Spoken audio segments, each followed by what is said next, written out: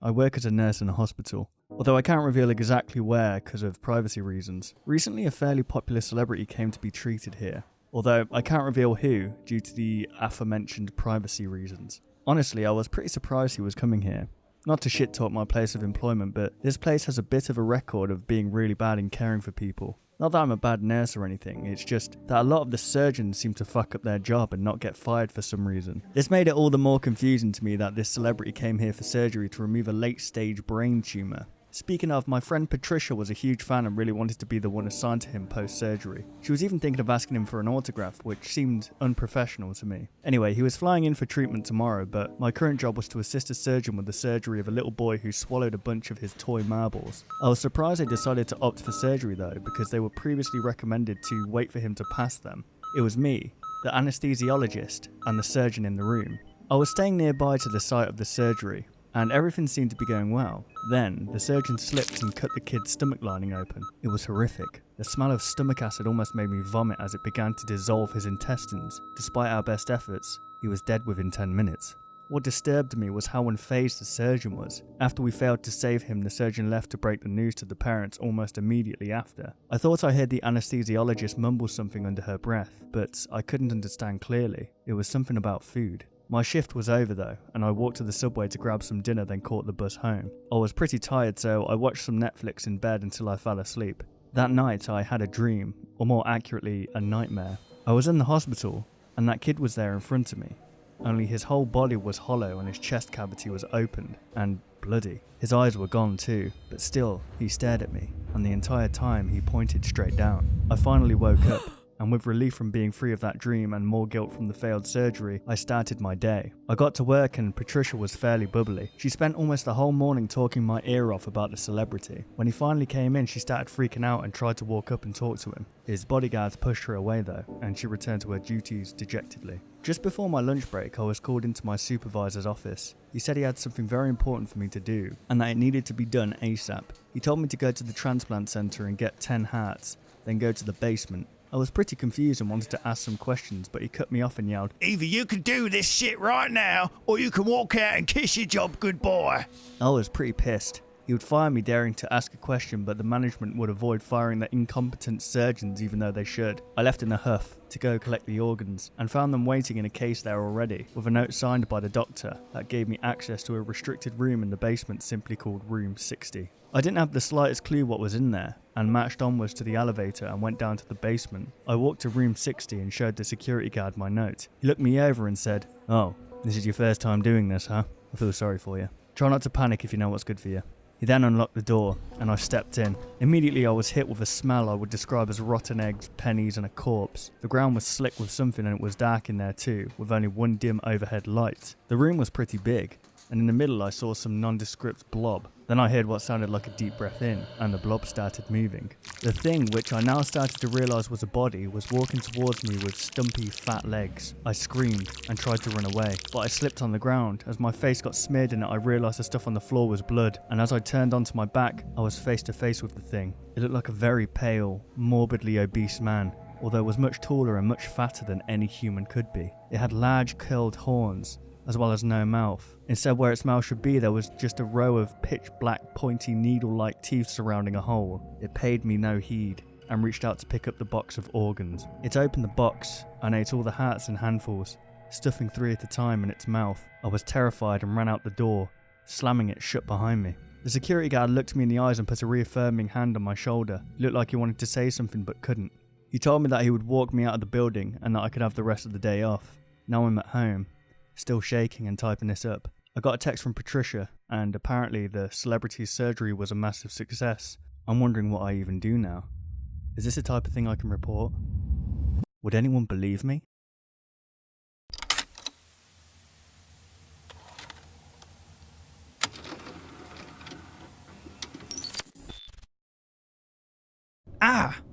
What a pleasant way to begin my 3 AM shift at Mercy Hospital.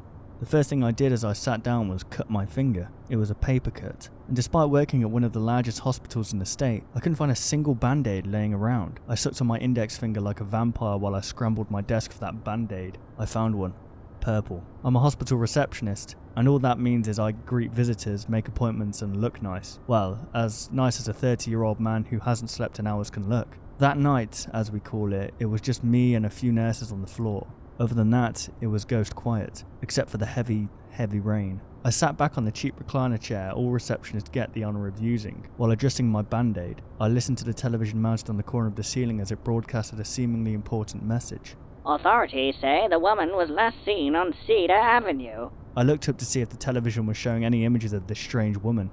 None. It was yet another crazy person with no name and no face who we were supposed to look out for. Not creepy at all. Authorities also say the woman was reportedly walking around and asking people very, very bizarre questions. I focused back on my desk and continued working, but I still listened as the news anchor went on and on. She continued. The following statement was issued by an unidentified government official. Listen carefully, folks. Whatever she asks you, answer no. Do not, under any circumstances, answer yes. Officials won't comment further as to why, citing security clearance. Police are asking that you immediately call 911 if you deem anyone suspicious. I thought that part of the coverage was quite odd, but I wasn't sure anything could scare me anymore. Working here at the hospital, I thought I had seen it all. At the flash of the ruby red ambulance lights, I've seen people come in with severed arms, legs, fingers, people who somehow managed to scoop out their eyes, failed suicide attempts, and much, much more. You get used to it. My head was practically sunk into my desk as I filled out paperwork. That's when I heard something very subtle, initially. I heard it coming from the front doors, the entrance. The automatic doors opened and closed, slamming against each other, and sounding an obnoxiously loud thud each time. The very dim lighting I had surrounding my desk flickered incessantly. Hello? I called out, seated behind the safety of my desk. Only the whistling wind responded. Hello? I called out again. I felt obligated to check if someone was there, especially since it might have been someone who was injured and needed our attention. I reluctantly picked myself up from my chair and walked over to inspect. I nearly slipped and cracked my head open as the entrance floor was almost flooded from the rain. I noticed footsteps, wet shoe marks that seemed to come inside the hospital and then back out. I stood near the doors, poking my head outside, and looked. All I heard was the distant sounds of sirens and honking cars. The rain poured harder. The peace and quiet was disturbed within moments of me sitting back down. The automatic door started again, opening and closing, slamming shut, and letting in more rain as they did. But this time, I heard gentle footsteps make their way towards me, tapping closer and closer. Someone slowly emerged from the darkness between the entrance and front desk. A woman with drenched black hair approached, wearing a dark brown raincoat and a pair of boots that were too large for her toothpick legs. Her face was inundated with wrinkles and wet makeup, her black eyeshadow smudged. Despite the heavy rain outside, she didn't seem to have bothered wearing her hoodie. Hello, how can I help you, ma'am? She didn't respond. She looked around, scanning and observing an unimpressive hospital. Is there something I can help you with? Still nothing. We engaged in a brief stare down, which she won. I looked down and pretended to gather important paperwork. Are you here to visit someone?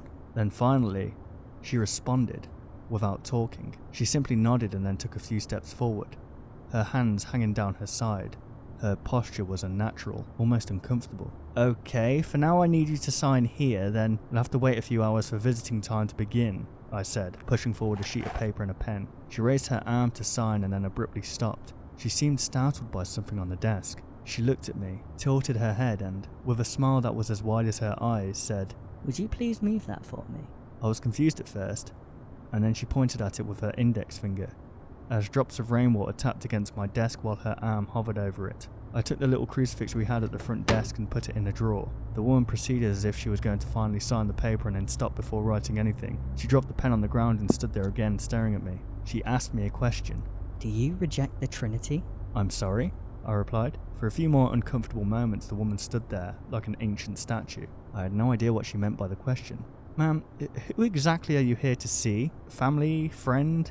What's your relationship with the patient? Before I could finish talking midway through my question, the woman turned around and walked out the door, still smiling and her eyes as wide as I'd ever seen on a person. I went back to work and tried to move on, but her creepy mannerisms were trapped in my mind throughout the night. At around 4 AM I spotted one of the children in our hospital walking down the hall. Nina, is that you? I called out. All the kids in the hospital knew me. I was proudly considered one of the cooler employees. I let them break the rules. I brought them snacks upstairs and even told them scary stories, despite their predictable regret later on. The nurses would get angry with me every time I held one of my scary story nights. They always had a bunch of bed sheets to change the next morning. I only did these things for the kids when I wasn't busy. when it was a quiet night, and this was one of those uneventful nights, which of course was a good thing. Anyway, it was very odd to see Nina awake at that time, walking down those shadowy halls. She was absolutely terrified of the dark, and yet there she was. "Nina, is that you?" I squinted my eyes as I walked towards her. Sorry, Matt. She began. I don't want to be there anymore. She had dragged her blue blanket along with her, which was her way of gesturing to us that she wanted to move to another room. "The other kids bothering you again?" I asked. I took hold of her hand and began walking her back to the elevator. Matt, please, don't make me go back up there. I don't like the new nurse. I stopped walking. "What?" I said, kneeling to Nina's level. She keeps asking us the same question over and over. I said no so many times. I keep telling her no, but everyone else kept laughing with her and saying yes to her. Please, I don't want to go back up. Nina's words immediately played flashbacks inside my tired, overworked mind. Something about a strange woman going around and asking even stranger questions. I didn't pay enough attention to that broadcast to notice the woman, but even if I had, I thought she had left the hospital. I ditched the elevator and ran up a flight of daunting stairs, stomping against each step with all the force I could muster. I probably woke up all those sleeping employees. I was so loud. I opened the door to the children's room and couldn't believe my eyes. I checked each room, each one on each floor. I woke up my co-worker nurse and asked about the children. She couldn't find them either. We looked everywhere and put the hospital on lockdown. We set off all possible alarms and other emergency procedures. We didn't find them. All that was left behind were their clothes.